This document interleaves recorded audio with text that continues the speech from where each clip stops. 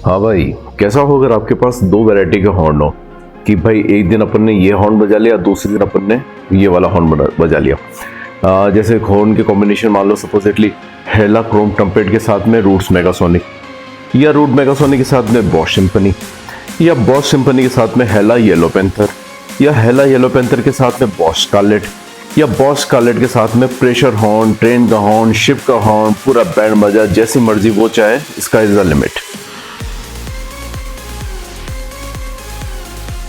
तो भाई हमारा भी मूड बन गया हॉर्न अपग्रेड करने का।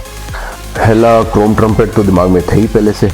मीनवाइल कुछ यूट्यूब के वीडियोस देखे, जैसे एक मैकेनिकल जुगाड़ू का अच्छा वीडियो था जिसमें उन्होंने दो तरह के हॉर्न लगा रखे थे और वायरिंग भी खुद ही कर रखी थी। कुछ अदर लैंग्वेजेस में भी वीडियो देखे, तो फिर दिमाग में आइडिया क्लिक हो गया, यार क्यों ना मतलब दो अलग अलग तरह के हॉर्न लगाए जाए, भाई मोर द मेरियर, क्यों। तो ठीक है भाई, दिमाग में आया कि भाई हाँ ठीक है यार, अब है ना दो वैरायटी के अपन हॉर्न लगाएंगे। तो भाई खोज हुई, वायरिंग हार्नेस की खोज शुरू हुई। तो वायरिंग हार्नेस देखा तो 1500 रुपये की, मतलब फॉर गॉड सेक, दुनिया की सबसे ईजिएस्ट वायरिंग हॉर्न की वायरिंग होती है, ठीक है। और उसकी भी ना इतनी ओवर प्राइसिंग, मतलब इससे तो आधे से कम दाम में तो मैं खुद ही बना लूँ। तो फिर ये डिसाइड किया कि भाई ठीक है अपने खुद ही बना लेंगे। और कहते भी हैं ना, महापुरुष कह गए हैं कि भाई अपने आत्मनिर्भर बनो। तो ऐसे टाइम में ध्यान आता है कि आत्मनिर्भर बनना चाहिए। तो भाई सबसे पहले एडिशनल हॉर्न्स के लिए आपको लोकेशन देखनी पड़ेगी। भाई एग्जिस्टिंग जो हॉर्न है उसके अंदर तो एक सेट लग जाएगा, ठीक है। सेकंड के लिए आपको पॉकेट्स देखनी पड़ेगी, जैसे खाली जगह होती है ना, जैसे ज़्यादातर गाड़ियों के अंदर अपने हेडलाइट के ठीक नीचे काफ़ी अच्छी खासी जगह होती है, ठीक है, जिसके अंदर भर भर के आपको स्क्रूज, बोल्ट्स, अर्थिंग के पॉइंट्स वो सब मिल जाएंगे, ठीक है। हॉर्न लगाने के अंदर अपने 3 लोकेशन से जितनी कोशिश करो उनको अवॉइड करो। जैसे रेडिएटर के ठीक सामने, क्यों, क्योंकि हल्का सा कोई भी इम्पैक्ट होता है तो वो पत्ती बैंड होकर और आपके जो हॉर्न है वो रेडिएटर को लगेंगे, ठीक है। दूसरा, हॉर्न के कुछ अड़ रहा हो तो वो आपकी पूरी ना वो हॉर्न की आवाज़ जो है वो वाइब्रेशन में ख़राब हो जाएगी। तीसरा, चेसिस का वो पार्ट जो कैबिन की तरफ जा रहा हो, क्यों, क्योंकि ये वाइब्रेशन जो है चेसिस जो है कैबिन के अंदर ट्रांसफर करेगी और उसके अंदर फिर आपको हॉर्न बजाने पे बड़े अजीब सी ना आवाज़ आएगी। तो मैं हेडलाइट के पॉकेट्स के ठीक नीचे इंस्टॉल कर रहा हूँ, ठीक है। अब इनको क्लेम करने के लिए आप अपने किसी भी हार्डवेयर की दुकान से जो वुड फर्नीचर वगैरह के अंदर काम आते हैं, पत्ती है, एंगल्स है, ये है, वो आप ना अपने यूज़ कर सकते हो। भाई जैसी आपको स्थिति लगी वैसे आपने हॉर्न लगा लिया। तो भाई ये कर लिए मैंने अपने हॉर्न्स इंस्टॉल। ये जो नियर बाय आपको रेड कलर से मार्क जो आपको ये स्क्रूज दिख रहे हैं, ये अर्थिंग के स्क्रूज होते हैं। तो इसी किसी नियर बाय अर्थिंग स्क्रू के अंदर मैं अपना इन हॉर्न्स का अर्थिंग दे दूंगा, ठीक है। अच्छा, ट्रम्पेट हॉर्न्स में ये चीज़ ध्यान रखने की है कि भाई इनका जो मुंह है हमेशा नीचे रहना चाहिए, क्योंकि ये वाटरप्रूफ होते नहीं है। तो ये समझ लो कि अगर हॉर्न में पानी गियो तो हॉर्न गियो, समझ लो भाई साहब है। तो हॉर्न की वायरिंग समझने से पहले आपको ये 4 पिन रिले कैसे काम करता है ये आपको समझना जरूरी है। और अगर आप 4 पिन रिले की आप वर्किंग समझ गए ना, तो आप किसी भी तरह की हैवी से हैवी वायरिंग भी ईजिली कर लेंगे, ठीक है। चलो मैं आपको एक डायग्राम में समझाता हूँ, बहुत ईजी लेमन टर्म में। ये 4 पिन रिले का एक डायग्राम है, ठीक है। इसके 2 कंपार्टमेंट है। एक तरफ तो है 85-86 नंबर की पिन जो कि एक इलेक्ट्रोमैग्नेट को एनर्जाइज कर रही है, तो इसके अंदर क्या बहुत हल्की पावर चाहिए होती है। दूसरा कंपार्टमेंट है हैवी पावर का, जिसमें 30 नंबर की जो पिन है वो बैटरी से कनेक्टेड हो रही है और 87 नंबर की जो पिन है वो एक्सेसरी को पावर दे रही है। भले एक्सेसरी आपकी कितनी हैवी हो, 100 वॉट की हो, 120 वॉट की, डजंट मैटर, ठीक है। तो अब क्या है कि जैसे ही 85 और 86 नंबर की पिन के अंदर अब मैं हल्की सी पावर देता हूँ तो इलेक्ट्रोमैग्नेट जो है वो एक्टिवेट हो जाता है और इससे क्या है, अपना जो कनेक्टर है वो इलेक्ट्रोमैग्नेट से चिपक जाता है। तो दूसरी तरफ जो है इस कनेक्टर की वजह से अपने 30 और 87 नंबर की जो इनमें जो पावर की जो पिन है इनमें सर्किट बन जाता है, ठीक है। तो अब बैटरी से जो पावर है वो एक्सेसरीज को जाना शुरू हो जाती है, ठीक है। तो ये सिंपल वर्किंग है अपने रिले की। अब अपने मान लो 85 और 86 नंबर की जो मैंने जो सेल लगा रखा है इसको मैं रिप्लेस कर देता हूँ अपने, जिससे अपने को सिग्नल लेना है। जैसे अपने इस केस के अंदर अपन हॉर्न लगा रहे हैं ना, तो हॉर्न के अंदर अपने जो हॉर्न की जो स्टॉक वायरिंग है उसकी जो 2 पिन है वो 85-86 नंबर का काम करेगी। बहुत हल्की सी वायरिंग चाहिए, बहुत हल्की सी पावर चाहिए होती है इलेक्ट्रोमैग्नेट को, ठीक है। तो इसके अंदर 85 और 86 के अंदर आप हॉर्न की कोई भी पिन लगा दो, डजंट मैटर, ठीक है। इलेक्ट्रोमैग्नेट अपने काम करेगा और दूसरी तरफ इसका जो सर्किट है वो बन जाएगा और अपने हॉर्न को जो है वो पावर मिलना शुरू हो जाएगी। तो अब ये आप ये नंबर अच्छे से याद कर लीजिए। 85 और 86 नंबर की जो पिन होती है वो बहुत हल्के से पावर या एक इशारा देने के लिए होती है कि हाँ भाई अपन ने कोई स्विच ट्रिगर किया है। और दूसरी तरफ 30 नंबर की जो पिन होती है वो बैटरी से पावर लेने के लिए होती है। 87 नंबर की जो पिन होती है वो एक्सेसरी को पावर देने के लिए होती है। ठीक है, तो ये रिले की 4 पिनों की जो है ये आपको इजीली अब समझ में आ गया है। अब तो वायरिंग हार्नेस बनाने के लिए अपने को चाहिए नंबर 1 तो रिले, जो भी मैंने आपको एक्सप्लेन किया। तो ये मैंने यूनोमिंडा का है 30 एम्पेयर का रिले जो है वो मंगा रखा है। दूसरा है पिगटेल। पिगटेल से आपको रिले को कनेक्ट करने में एक तो ईजी रहती है। कभी रिले ख़राब हो जाए तो आप आराम से रिले को निकालो और फिर उसके बाद में अपने दूसरा रिले लगा लो, और पिगटेल से दूसरी तरफ जो है वो अपने वायरिंग कनेक्ट रहती है, जो कि वो कभी डिस्टर्ब नहीं होगी। ठीक है, वायरिंग कभी ख़राब नहीं होती, एक्चुअली में प्रॉब्लम आती है तो वो रिले के अंदर ही आती है। तीसरा अपने स्पेड कनेक्टर्स। ओके, ये स्पेड कनेक्टर कह दो, हॉर्न कनेक्टर कह दो, हॉर्न है तो भैया इस कनेक्टर के बिना तो काम हो ही नहीं सकता। चौथा है but connector. But connector actually में वायरिंग को क्रिम करने के लिए काम में आता है। इसके अंदर एक अंदर मेटल की ना ट्यूब होती है और ऊपर इंसुलेशन का जैकेट होता है। बैटरी टर्मिनल्स और अर्थिंग टर्मिनल्स। Heat sink.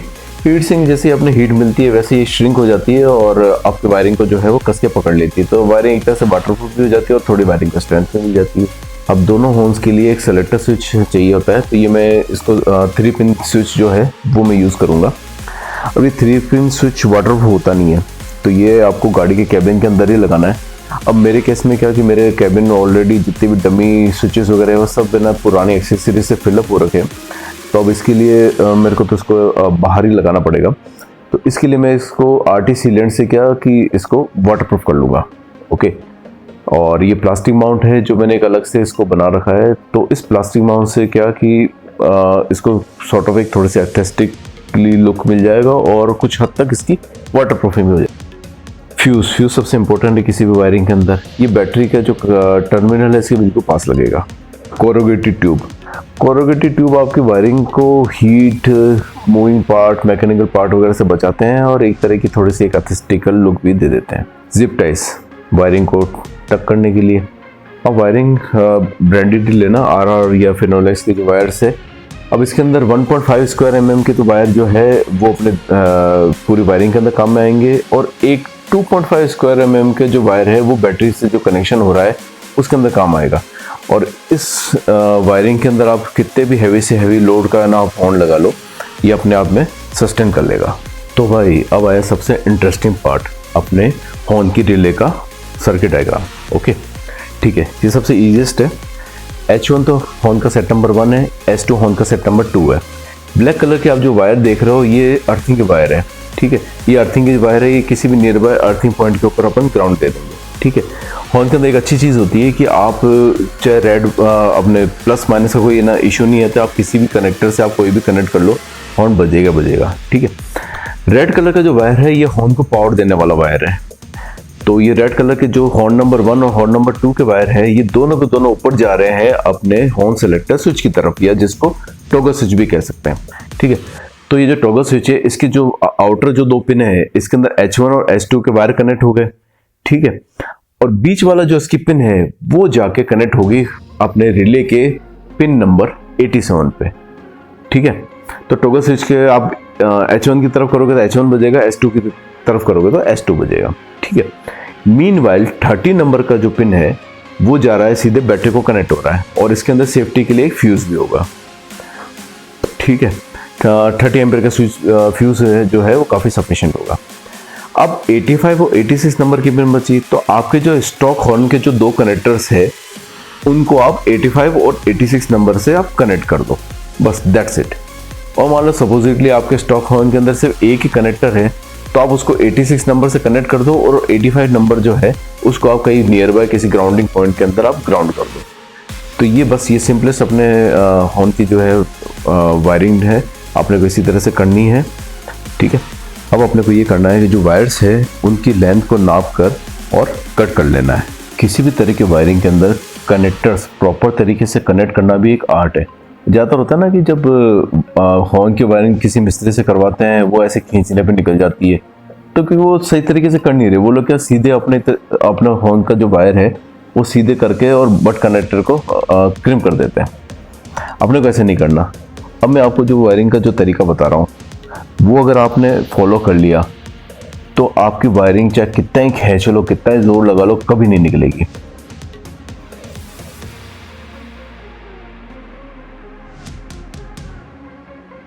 तो हॉर्न का जो अपने कनेक्टर है, ठीक है, उसके अंदर वायर पीछे से नहीं आगे की तरफ से इसको लगाना है, ठीक है।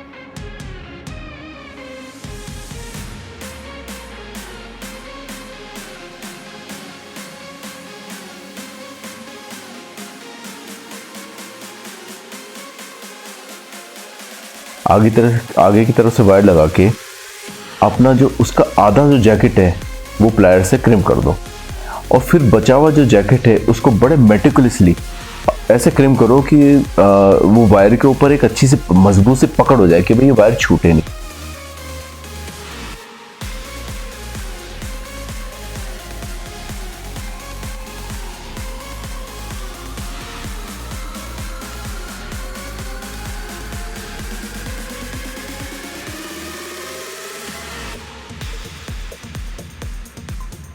फिर इसके बाद उसको यू शेप में यू टर्न मार के फोल्ड करके और फिर उसके बाद अपने स्लीव इसके ऊपर चढ़ा दो।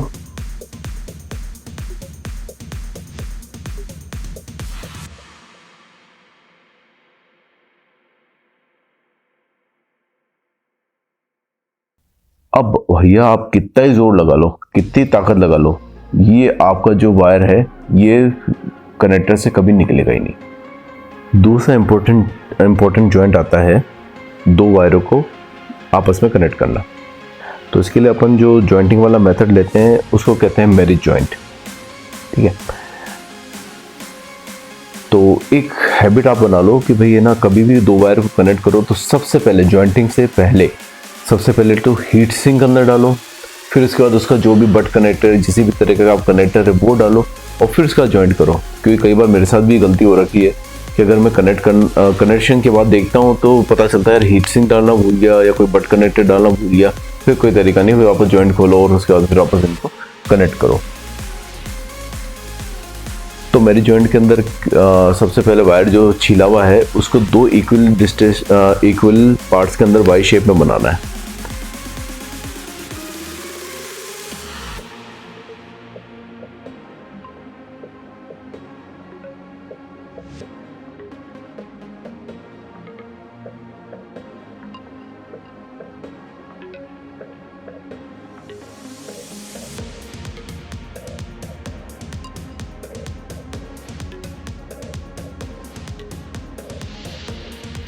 ठीक है, अब इनको आपस में एक दूसरे के अंदर फंसा के क्रॉस वाली शेप बनानी है।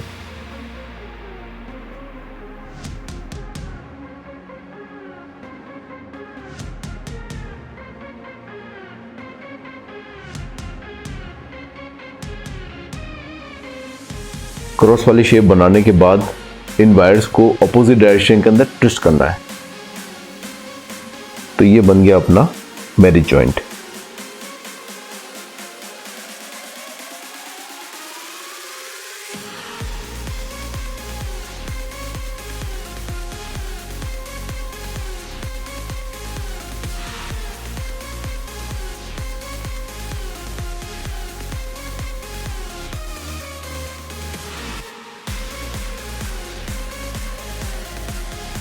फिर उसके बाद इसके ऊपर बट कनेक्टर स्लाइड करके और इसको क्रिम करना है।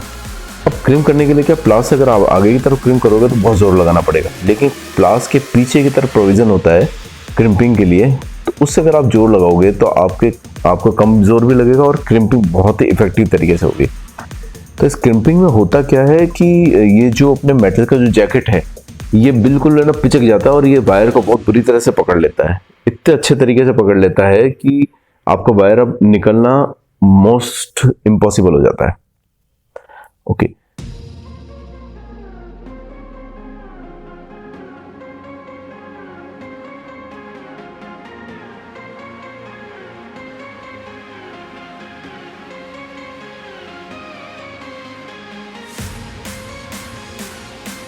क्रिम्पिंग करने के बाद इसके ऊपर हीट सिंक लगा के और मोमबत्ती से या लाइटर से आप हीट दोगे तो हीट सिंक अपने आप सिकुड़ना शुरू हो जाएगी और ये आपके जो वायर की जो शेप है उसके ऊपर अच्छे से अपनी जॉइंट पकड़ बना लेगी।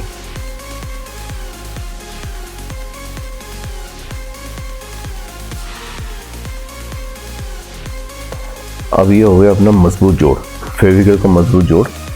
अब आप चाहे कितना ही जोर लगा लो, कितनी ताकत लगा लो, ये जॉइंट खुलेगा नहीं। आप अब ये क्या, कभी वायर वगैरह खींचते हैं तो अगर फ्लिमजी जॉइंट होते हैं तो वैसे खुल जाते हैं और आपकी सारी वायरिंग खराब, और आपको ये पता भी नहीं चलता कि भाई वायर एक्चुअल में कहाँ पे खराब हुआ है, किस जगह पे हुआ है। लेकिन इस तरह के जॉइंट्स के अंदर आपको कभी ये सोचने की जरूरत नहीं कि कभी आपका जॉइंट कभी खुलेगा भी, कभी निकलेगा भी।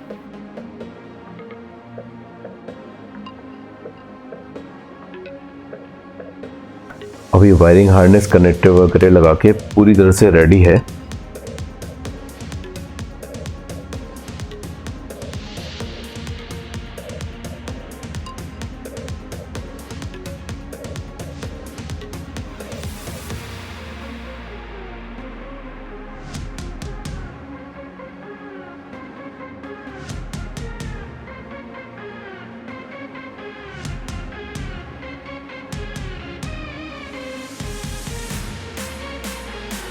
अभी वायरिंग लगा दी है हॉर्न्स वगैरह के। अब इसको एक बार अपन टेस्ट करेंगे और टेस्टिंग के बाद अगर सब ओके रहता है तो इसको फिर अपन जो कवर है, कोरुगेटेड जो अपने ब्रेडेड केबल है, उससे अपन इसको कवर कर देंगे। ये अपना फाइनल पार्ट होगा और फिर उसके बाद इसको जिप टाई से कनेक्ट कर देंगे ताकि वायरिंग कभी अपने हिले नहीं। हाँ भाई, तो हॉर्न वगैरह चेक कर लिया, बिल्कुल परफेक्ट ओके है, ठीक है। तो इसलिए अब मैं इसको जो कोरुगेटेड ट्यूब है उससे कवर कर दिया है, बस अब जिप टाई लगानी बाकी है। ये हॉर्न सेलेक्टर स्विच है, इसको मैंने आर्टिक सिलिकॉन सीलर से पैक कर दिया है ताकि ये वाटरप्रूफ हो जाए। हालांकि देखो बेस्ट पोजीशन तो कैबिन के अंदर ही होती है, ठीक है, लेकिन अब कोई जगह नहीं मिली तो इसलिए मैं अभी बाहर लगा रहा हूँ। लेकिन इन नियर फ्यूचर अगर मैंने कुछ और एक्सेसरीज लगाई, मुझे और स्विचेस, एक्स्ट्रा स्विचेस लगाने की ज़रूरत पड़ी, तो फिर मैं अपने कैबिन के अंदर एक एडिशनल स्विच पैनल बनाऊंगा, उसके अंदर फिर इसको बाद में शिफ्ट करके वहां लगा लूंगा। हाँ भाई, अब टाइम है फाइनल रिजल्ट्स का। तो ये पोजीशन नंबर 1 है, इसके अंदर मैंने ट्रम्पेट हॉर्न सेट कर रखे हैं, ठीक है। तो आओ एक बार इनकी आवाज सुन लेते हैं।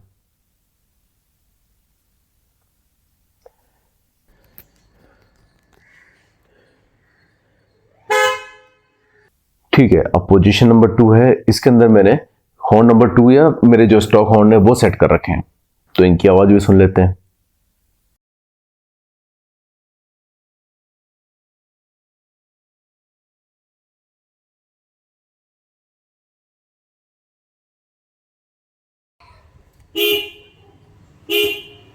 अब हेला क्रोम ट्रम्पेट हॉर्न्स की रियल वर्ल्ड जो आवाज है वो देख लेते हैं।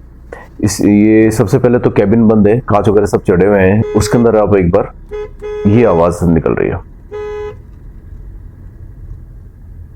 अभी विंडो रोल डाउन कर ली और अब ये बाहर की तरफ जो है ये आवाज है।